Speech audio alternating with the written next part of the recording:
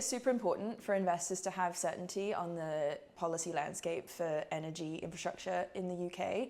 And not just certainty on policies, but on the very basics of rule of law, on contracts being enforced, and on the government following through on pledges that were signed 10, 15, even 20 years ago. I think that the Climate Change Act is super important for this as well, in terms of giving investors long-term certainty on whether clean energy projects are going to be permitted even in the UK, especially when they're currently the cheapest source of electricity on the electricity grid.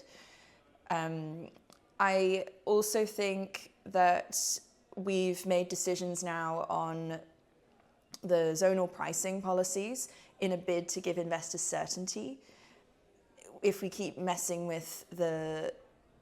with energy policy, chopping and changing, all that does is drive up the cost of capital for energy businesses, which in a world where you have lots of high intensity CapEx investments coming, not just in renewables, but in the grid itself, directly goes into increasing people's energy bills. And so I think it's quite important that government now more than ever try to keep policy stability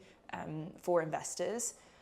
I, however, don't think that necessarily means we should keep a system that's untenable in the way that it's operating. And zonal pricing is a really good example where we're spending currently billions on balancing the grid because we have power located in areas where it's not being used and it's actually being shut off, and we're still paying the generators anyway. And meanwhile, we have parts of London and other areas in the UK where we desperately need more energy, but there isn't the price signal there for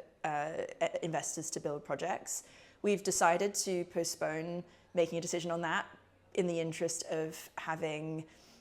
more clarity and long-term certainty for investors. But to me, that's one of the decisions where if you know it's a broken piece of the market, you know that's going to eventually need to change some way. And so we need to make sure that we are still looking at how you can reform